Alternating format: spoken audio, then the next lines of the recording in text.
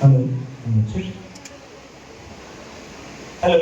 ಈಗ ಪ್ರಶ್ನೆಗಳೇನಾದ್ರೂ ಅಂದ್ರೆ exam related UPSC syllabus ಅದೇನೇ ಡೌಟ್ಸ್ ಇದ್ರೆ ಕೇಳಿ, ಸರ್ ಉತ್ತರ ಕೊಡ್ತಾರೆ, ನಾವು ಉತ್ತರ ಮಾತಾಡ್ತೀವಿ. ಓಕೆ, ಸ್ಟಾರ್ಟ್ ಆಗಬೇಕು. ಪ್ರಶ್ನೆ ಇಂಡಿಯನ್ ಟೀಮ್ ಕತೆ ಹೇಳ್ತಾ ಇರ್ತೀನಿ ನಾನು. ಫಸ್ಟ್ ವಿಕೆಟ್ ಬೀಳೋದು ಕಷ್ಟ, ಬಿದ್ಮೇಲೆ ಎಲ್ಲ ವಿಕೆಟ್. ಫಸ್ಟ್ ಪ್ರಶ್ನೆ ಕೇಳೋದು ಕಷ್ಟ, ಯಾರಾದ್ರೂ ಒಬ್ರು ಕೇಳಿ. ಕೈ ಎತ್ತಿದಾಗ ಮೈ ಕೊಡ್ತಾರೆ. ಚೈತ್ರ ಶುರು ಮಾಡಿ.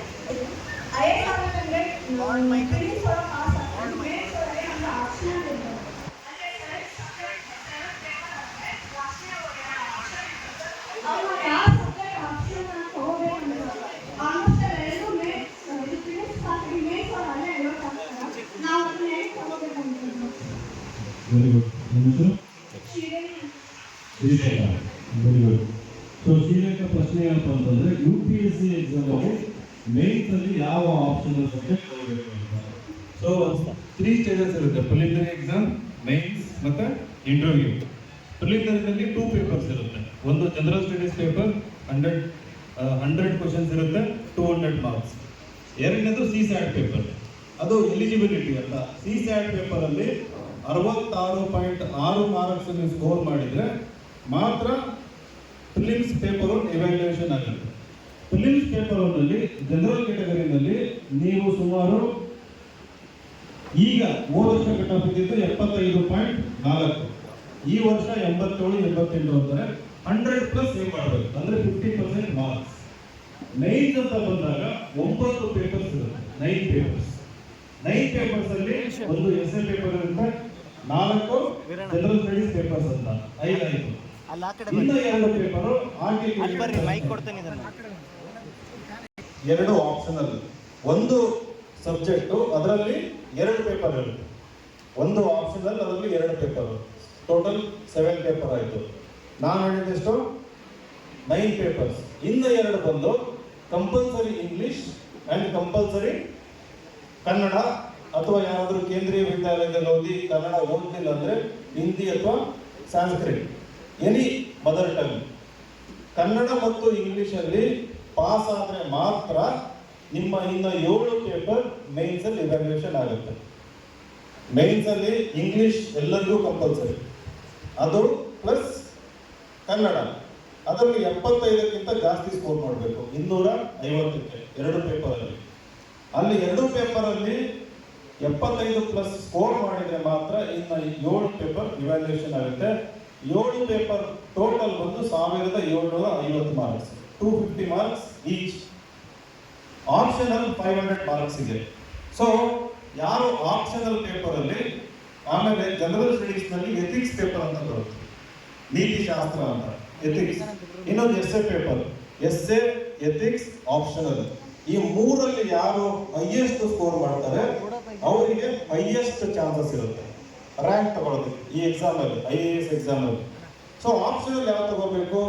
ನೀವೇನಾದ್ರೂ ಈಗ ಮೆಜಾರಿಟಿ ಆಗಲೇ ಕೈಯಲ್ಲಿದ್ದು ನಾವು ಆರ್ಟ್ಸ್ ಮಾಡ್ತಾ ಇದೀವಿ, ಹ್ಯುಮ್ಯಾನಿಟೀಸ್ ಅಂತ. ಈಗ ಪಾಪ್ಯುಲರ್ ಇರುವಂಥದ್ದು political science, sociology, anthropology, Kannada literature, geography. ಇದಾದ ಮೇಲೆ ಪಬ್ಲಿಕ್ ಅಡ್ಮಿನಿಸ್ಟ್ರೇಷನ್ ತಗೋಬಹುದು. ಪರ್ಸನಲ್ ಸಜೆಷನ್, ಯಾರಾದರೂ ಸೈನ್ಸ್ ಓದ್ತಾ ಇದ್ರೆ ದಯವಿಟ್ಟು ಸೈನ್ಸ್ ಆಪ್ಷನಲ್ ತಗೊಳಕ್ ಹೋಗ್ಬೇಡಿ. ನೀವು ಮಾಸ್ಟರ್ಸ್ ಮಾಡಿರ್ಬೇಕು, ಅದರಲ್ಲೂ BSc ಮತ್ತು ಮಾಸ್ಟರ್ಸ್ ಅಲ್ಲಿ ಬಹಳ ಚೆನ್ನಾಗಿ ಓದಿರ್ಬೇಕು ಯೂನಿವರ್ಸಿಟಿ ಲೆವೆಲ್ ಅಲ್ಲಿ. ಇನ್ನೊಂದು UPSC ಸಿಲೆಬಸ್ ಅಲ್ಲಿ ಏನಿದೆ ಅದೇ ರೀತಿ ನೀವು ಆ ಸಬ್ಜೆಕ್ಟ್ ಮುಗಿಸಿದ್ರೆ, botany, chemistry, zoology, physics, mathematics, ಈ ರೀತಿ ಆಪ್ಷನ್ ಎಲ್ಲ ದಯವಿಟ್ಟು ತಗೊಳಕ್ ಹೋಗ್ಬೇಡಿ.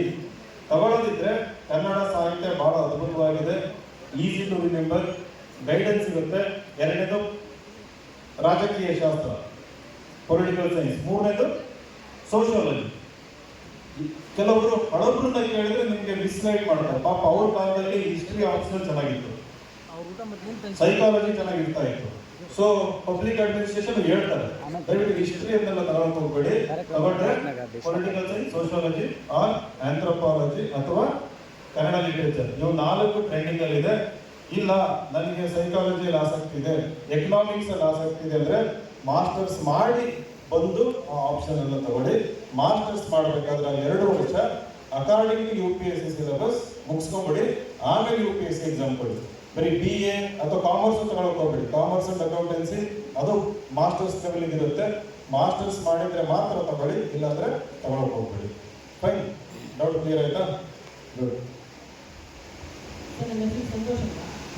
ಇವಾಗ ನಾವು ಕನ್ನಡ ಮಾಧ್ಯಮ ವಿದ್ಯಾರ್ಥಿಗಳು, ನಾವು ಯಾವ ಏಜಿಂದ UPSCಗೆ ಪ್ರಿಪ್ರೇಷನ್ ಮಾಡಿದ್ರೆ ಬೆಟರ್ ಏಜ್ ಯಾವುದು? ಕೆಲವೊಬ್ಬರು ಡಿಗ್ರಿ ಆದಮೇಲೆ ಪ್ರಿಪ್ರೇಷನ್ ಮಾಡೋದು ಅಂತ ಹೇಳ್ತಾರೆ, ಬಟ್ ನಮಗೆ ಇಂಗ್ಲೀಷ್ ವೆಕ್ಯಾಬ್ಲರಿ ಪ್ರಾಬ್ಲಮ್ ಆಗುತ್ತೆ. ಅದಕ್ಕೆ ಯಾವ ಏಜಿಂದ ಪ್ರಿಪ್ರೇಷನ್ ಮಾಡಿದ್ರೆ ಒಳ್ಳೆಯದು? Very good. ನಿಮ್ಮ ಹೆಸರು? ಸಂತೋಷ್ ಅಂತ. ಸಂತೋಷ್. ಸೊ ಸಂತೋಷ್ ಪ್ರಶ್ನೆ ಏನಪ್ಪ ಅಂತಂದ್ರೆ, ನಾವು ಕನ್ನಡ ಮಾಧ್ಯಮದಲ್ಲಿ ಓದಿದ್ದೀವಿ, ಯಾವ ವಯಸ್ಸಿಂದ ಶುರು ಮಾಡಿದ್ರೆ ನಮಗೆ UPSC ಪರೀಕ್ಷೆ ಈಸಿ ಆಗ್ಬೋದು ಅಥವಾ ಕ್ರ್ಯಾಕ್ ಮಾಡಬಹುದು, ಇಂಗ್ಲಿಷ್ ನಂಗೆ ಡೆವಲಪ್ ಮಾಡ್ಕೋಬಹುದು ಅಂತ. ಈಗ ನನಗೆ 6 ವರ್ಷದ ಮಗ ಇದೆ, ಅವನಿಗೆ 1ನೇ ಕ್ಲಾಸ್ಗೆ ಇಂಗ್ಲಿಷ್ ಮೀಡಿಯಂ ಸ್ಕೂಲಿಗೆ ಸೇರಿಸಿದ್ವಿ. ಸೇರಿ UKG ನಲ್ಲೇ ಸ್ವಲ್ಪ ಮಾತಾಡ್ತಾ ಇದ್ದ. ಮನೇಲಿ ನಾವು ಕನ್ನಡನೇ ಮಾತಾಡೋದು, ಇಂಗ್ಲಿಷ್ ಮಾತಾಡಲ್ಲ. ಹಂಗಾಗಿ ಅವರು UKG ಹೋಗೋ ತನಕ ಕನ್ನಡದಲ್ಲಿ. 1ನೇ ಕ್ಲಾಸ್ ಸೇರ್ಕೊಂಡು ಕೇವಲ 4 ತಿಂಗಳಿಗೆ ಈಗ ಫ್ಲೂಯೆಂಟ್ ಇಂಗ್ಲಿಷ್ ಮಾತಾಡೋದು ಕಲ್ತಿದ್ದಾನೆ. ಯಾಕೆ? ಯಾರು ಉತ್ತರ ಕೊಡ್ತೀವಿ? ಅವನಿಗೆ ಟೀಚರ್ ಇಂಗ್ಲಿಷ್ ಕಲಿಸಿದ್ರು ಅಂತ ಕಲ್ತನೋ ಅಥವಾ ಬೇರೆ ಇನ್ನೇನಾದ್ರೂ ಕಾರಣ ಇದೆಯಾ? ಒಂದು ವಾತಾವರಣ, ಸುತ್ತಮುತ್ತ ಬರೀ ಇಂಗ್ಲಿಷಲ್ಲಿ ಮಾತಾಡುವಂಥದ್ದು. ಎರಡನೇದು, ಅವನು ಇಂಗ್ಲಿಷ್ ಕಲಿಬೇಕು ಅಂತ ಹೋಗಿಲ್ಲ. ಅಲ್ಲಿಗೆ ನಾವು ಇಂಗ್ಲಿಷ್ ಕಲಿಬೇಕು ಅಂತ ಹೋಗಿಲ್ಲ, ಅವನಿಗೆ ಗೊತ್ತಿಲ್ಲ ಇಂಗ್ಲಿಷ್ ಕನ್ನಡ ಮಧ್ಯೆ ವ್ಯತ್ಯಾಸ ಗೊತ್ತಿಲ್ಲ ಅವನಿಗೆ. ಅಲ್ಲಿ ಸುತ್ತಮುತ್ತ ವಾತಾವರಣ ಒಂದು, ಆಮೇಲೆ ಓಪನ್ ಮೈಂಡ್ ಇರುತ್ತವೆ. ಆ ಏಜಲ್ಲಿ ಏನಾದರೂ ಇರಲಿ ನಾನು ಕಲಿತೀನಿ, ಕಲಿಸ್ತಾ ಇದ್ದಾರೆ ಕಲಿತೀನಿ, ಸುತ್ತಮುತ್ತ ಇದೇ ಇರೋದು ನಾನು ಕಲಿತೀನಿ ಅಂತ ನಾವು ಬೆಳೀತಾ ಬೆಳೀತಾ ನಮ್ಮ ಮೈಂಡ್ ಕ್ಲೋಸ್ ಆಗ್ತಾ ಹೋಗುತ್ತೆ. ಯಾಕಂದ್ರೆ ಆ ಜಾಗದಲ್ಲಿ ಭಯ, ಇನ್ಫೀರಿಯಾರಿಟಿ ಕಾಂಪ್ಲೆಕ್ಸು, ಬೇರೆಯವರು ನಮ್ಮನ್ನ ಜಡ್ಜ್ ಮಾಡ್ತಾರೆ ನಾವು ಇಂಗ್ಲೀಷಲ್ಲಿ ಮಾತಾಡಿದ್ರೆ ಅಂತಂದು. ಹಂಗಾಗಿ ನನ್ನ ಸಜೆಷನ್, ನೀವು ಕೂತಿರೋರು 10th ಇರ್ಬೋದು, 12th ಇರ್ಬೋದು, ಡಿಗ್ರಿ ಇರ್ಬೋದು, ಮೊದಲು ಇಂಗ್ಲಿಷ್ ಕಲಿಬೇಕು ಅನ್ನೋದಾದ್ರೆ ನಾವು ಇಂಗ್ಲಿಷಲ್ಲಿ ಯೋಚನೆ ಮಾಡೋದನ್ನ ಅಭ್ಯಾಸ ಮಾಡ್ಬೋದು. ಈ ಇಂಗ್ಲಿಷಲ್ಲಿ ಯೋಚನೆ ಮಾಡಿದಾಗ ಮಾತ್ರ ನಮ್ಮ ಮಾತಲ್ಲಿ ಸ್ಪಷ್ಟತೆ, ನಾವು ಬರೆಯೋದ್ರಲ್ಲಿ ಸ್ಪಷ್ಟತೆ, ಆಳ, ಉದ್ದ ಆಗ ಎಲ್ಲ ಇರ್ತದೆ. ಸೊ ಮೊದಲನೇದಾಗಿ ಇಂಗ್ಲಿಷ್ ಪೇಪರ್ ಓದೋದನ್ನ ಆಸ್ ಅರ್ಲಿ ಆಸ್ ಪಾಸಿಬಲ್ ರೂಢಿಸ್ಕೊಳ್ಳಿ, ಇಂಗ್ಲಿಷ್ ಪೇಪರ್ ಓದೋದನ್ನ. ಎರಡನೇದು, ಇಂಗ್ಲಿಷ್ ನ್ಯೂಸ್ ಕೇಳಿಸ್ಕೊಳ್ಳೋದನ್ನ, ಅಂದ್ರೆ ಆಲ್ ಇಂಡಿಯಾ ರೇಡಿಯೋ, BBC. ನಾನು ನವೋದಯ ಸ್ಕೂಲಲ್ಲಿ ಓದ್ಬೇಕಾದ್ರೆ ನಾನು 8ನೇ ಕ್ಲಾಸಲ್ಲಿ ನಮ್ಮ ಇಂಗ್ಲಿಷ್ ಟೀಚರು ಕ್ಲಾಸ್ ರೂಮಿಗೆ ಬಂದು ಫಸ್ಟ್ BBC ನ್ಯೂಸ್ನ ಪ್ಲೇ ಮಾಡ್ತಾರೆ. ಆಮೇಲೆ 10 ರಿಂದ 15 ನಿಮಿಷ ಇಂಗ್ಲಿಷ್ ಪೇಪರ್ ತಗೊಂಡು ಅದರಲ್ಲಿ ಏನು ಬರ್ತಾ ಇದೆ ಇಂಪಾರ್ಟೆಂಟ್ ನ್ಯೂಸ್ ಅದನ್ನು ಓದ್ತಾ ಇದ್ರು. ನಮ್ಗೆ ಏನು ಅರ್ಥ ಆಗ್ತಾ ಇರಲಿಲ್ಲ, ಆದ್ರೆ ನಾವು ಮಾಡ್ತಿದ್ರು ಅಂತಂದು ನಮ್ಗೆ ಇಂಟ್ರೆಸ್ಟ್ ಬಂತು. ನಾವು ಮಾಡೋಣ, ನಾವು ಕೇಳೋಣ ಅಂತಂದು ಮೊದಲು ಆಸಕ್ತಿ ಬೆಳೆಸ್ಕೋಬೇಕು. UPSC ಎಕ್ಸಾಮ್ನ ಪಾಸ್ ಮಾಡಬೇಕು ಅಂದ್ರೆ ಇಂಥದೇ ವಯಸ್ಸಲ್ಲಿ ಶುರು ಆಗ್ಬೇಕಂತಂದೇನಿಲ್ಲ. ಅದಕ್ಕೆ ನಮ್ಮ ವ್ಯಕ್ತಿತ್ವ, ನಮ್ಮ ಆಲೋಚನೆ ಶಕ್ತಿ ಬೆಳೆಸ್ಕೋಬೇಕು. ಯಾವ ವಯಸ್ಸಲ್ಲಾದ್ರೂ ಶುರು ಮಾಡ್ಬೋದು.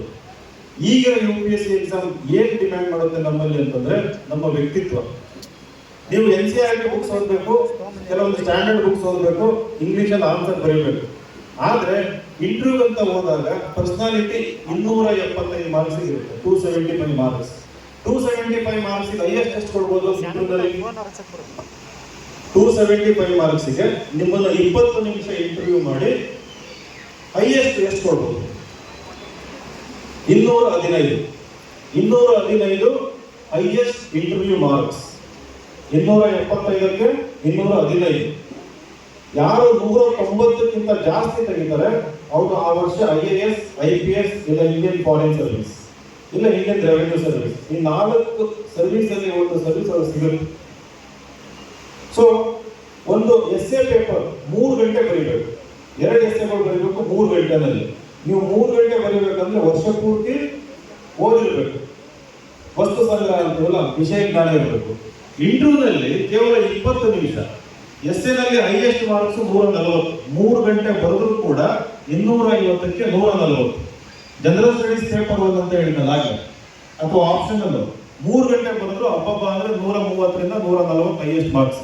ಅದೇ ವ್ಯಕ್ತಿತ್ವ ಪರೀಕ್ಷೆ ಅಂತ ಬಂದಾಗ ನೀವು ಕನ್ನಡದಲ್ಲಾದ್ರೂ ಮಾತಾಡಿ, ಇಂಗ್ಲಿಷಲ್ಲಾದ್ರೂ ಮಾತಾಡಿ, ನಿಮ್ಮ ವ್ಯಕ್ತಿತ್ವ ಇಷ್ಟ ಆಯ್ತು ಅಂತಂದ್ರೆ 215 ತನಕ ಕೊಡ್ತಾರೆ. That can get you into top 100 sure shot IAS.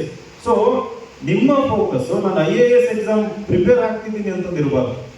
ಈಗ ಜ್ಞಾನದ ದಾಹ ಇರಬೇಕು, ಹಂಗರ್ ಫಾರ್ ನಾಲೆಜ್. ಎರಡನೇದು ಅತಿಯಾದ ಆಸಕ್ತಿ, ಆಳವಾದ ಆಸಕ್ತಿ, ಸುತ್ತಮುತ್ತ ನಡೀತಾರೆ ವಿಚಾರನ ನಾನು ಆಳವಾಗಿ ತಿಳ್ಕೋಬೇಕನ್ನೋ ಒಂದು ಆಸಕ್ತಿ ಇರಬೇಕು. ಮೂರನೇದು ಏನೇ ಓದಿದ್ರು ಅರ್ಥ ಮಾಡ್ಕೊಂಡು ಅಪ್ಲೈ ಮಾಡೋದಕ್ಕೆ ಓದ್ಬೇಕು. ಏನೇ ಓದಿದ್ರು ಅರ್ಥ ಮಾಡ್ಕೊಂಡು ಅಪ್ಲೈ ಮಾಡೋದಕ್ಕೆ ಓದ್ಬೇಕು. ಇದನ್ನ ನೀವು ನ್ಯೂಸ್ ಪೇಪರಿಂದನೂ ಕಲಿಬೋದು. ಎಕ್ಸ್ಟ್ರಾ ಬುಕ್ಸ್ ಅಂತ ಆಗಲೇ ಹೇಳಿದೆ ನಾನು ಸ್ಪೀಚ್ ಕೊಟ್ಟಾಗ. ಬೇರೆ ಬೇರೆ ಬುಕ್ಸ್ ಇವತ್ತು IAS IPS ಆಗ್ತಿರೋರು ಟೆಕ್ಸ್ಟ್ ಬುಕ್ ಓದಲ್ಲ, ಬೇರೆ ಬುಕ್ಸ್ ಓದಿ ಅದರಿಂದ ಈ ಅಪ್ಲಿಕೇಶನ್ ಆಫ್ ಮೈಂಡ್ ಅಂತ ಏನಿದೆ ಅದು ಶಾರ್ಪ್ ಮಾಡ್ಕೊಂಡು ಆಗ್ತಾ ಇರುವಂಥದ್ದು. ಹಾಗಾಗಿ ನಾನು ಕನ್ನಡ ಮೀಡಿಯಮ್ ಇಂಗ್ಲಿಷ್ ಮೀಡಿಯಂ ಅಂತ ಕೀಳರಿಮೆ ಬೇಡ. ಕನ್ನಡದಲ್ಲಿ ಎಕ್ಸ್ಟ್ರಾ ಬುಕ್ಸ್ ಓದಿ ಕನ್ನಡ ಮೀಡಿಯಂ ಬರೆದು ಕೂಡ ಎಕ್ಸಾಮ್ ಪಾಸ್ ಮಾಡ್ಬೋದು. ಆದರೆ CSAT ಅಲ್ಲಿ ಇಂಗ್ಲಿಷ್ ಕಂಪಲ್ಸರಿ, ಮೇನ್ಸ್ ಅಲ್ಲಿ ಇಂಗ್ಲಿಷ್ ಕಂಪಲ್ಸರಿ ಇರುತ್ತೆ, 10th ಲೆವೆಲ್ ಇಂಗ್ಲಿಷ್ ಇರುತ್ತೆ. ಅಷ್ಟನ್ನಾದ್ರೂ ನೀವು ಮಿನಿಮಮ್ ಕಲೀಲೇಬೇಕು. ಹಂಗಾಗಿ ಇವತ್ತಿಂದನೇ ನೀವು ಒಂದು ಡೆಕ್ಕನ್ ಹೆರಾಲ್ಡ್ ಪೇಪರ್ ತಗೊಂಡು ಓದೋದಕ್ಕೆ ಶುರು ಮಾಡಿ, ಆಮೇಲೆ ನಿಧಾನಕ್ಕೆ ಇಂಗ್ಲಿಷ್ ಅಡ್ಜಸ್ಟ್ಮೆಂಟ್ ಮಾಡೋದಕ್ಕೆ ಶುರು ಮಾಡಿ. ಫೈನ್ ಸರ್ ನನ್ನ ಹೆಸರು ಮಾರುತಿ ಅಂತ. ಸರ್ ಈ UPSCಗೆ ನಾವು ಪ್ರಿಪೇರ್ ಆಗ್ಬೇಕಪ್ಪ ಅಂದ್ರೆ ಫಸ್ಟ್ ಸ್ಟಾರ್ಟಿಂಗ್ ಯಾವ ಬುಕ್ಸ್ ಓದಬೇಕು, ಎಷ್ಟು ಒಂದೊಂದು ಬುಕ್ಕಿಗೆ ಈಗ ಕರೆಂಟ್ ಅಫೇರ್ಸ್ ಅಂತ ಇರ್ತವೆ ಸರ್, ಗೌರ್ಮೆಂಟ್ ಬುಕ್ಸ್ಗಳು ಇರ್ತಾವೆ ಸರ್.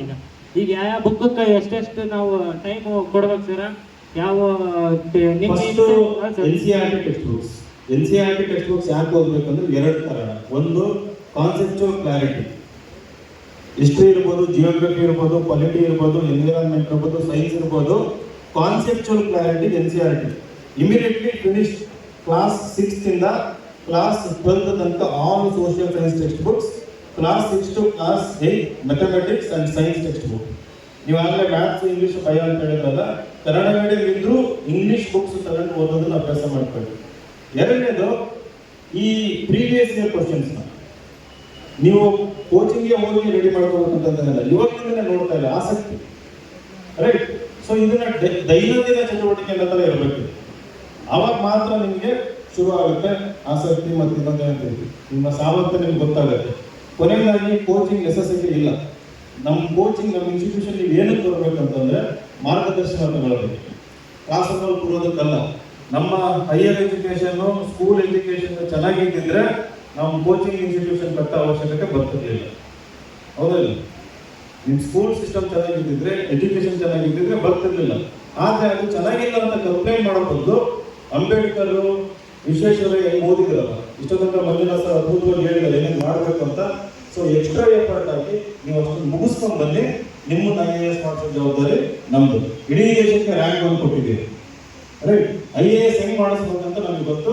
ನೀವು ನಿಮ್ಮ ವ್ಯಕ್ತಿತ್ವ ಬೆಳೆಸ್ಕೊಂಡು